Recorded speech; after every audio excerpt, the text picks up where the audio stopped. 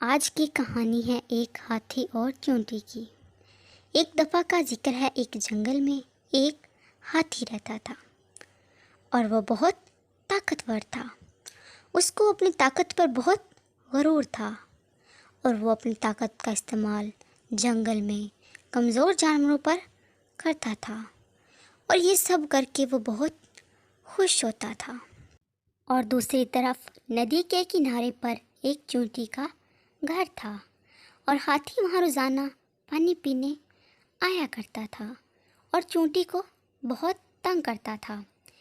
ایک دن جب ہاتھی کو بہت پیاس لگی اور وہ پانی پینے کے لیے ندی کے پاس آیا، اس نے اپنے سونڈ میں پانی لیا اور چونٹی کے اوپر گرا دیا۔ چونٹی یہ دیکھ کر بہت اداس ہوئی۔ اس دن ہاتھی نے چونٹی کو بہت تنگ کیا۔ چونٹی چپ چاپ سب برداشت کر گئی۔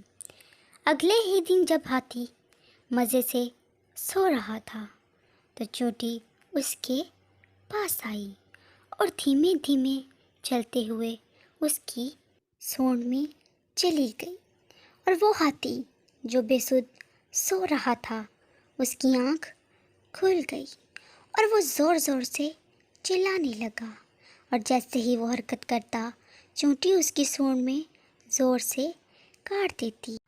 ہاتھی بہت بے چین ہو گیا۔ اس سے چونٹی کے کاٹنے کا درد برداشت نہیں ہو رہا تھا۔ کچھ دیر بعد چونٹی خود ہی اس کی سونڈ سے باہر آ گئی۔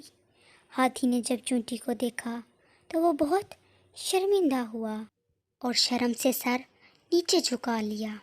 ہاتھی نے چونٹی سے اپنے کیے پر معافی مانگی، جس پر چونٹی نے ہاتھی سے کہا، کوئی چھوٹا بڑا نہیں ہوتا، سب برابر ہیں، اس لیے اپنی طاقت کا استعمال اچھے کاموں میں کرنا چاہیے، نہ کہ دوسروں کو تنگ کرنے میں۔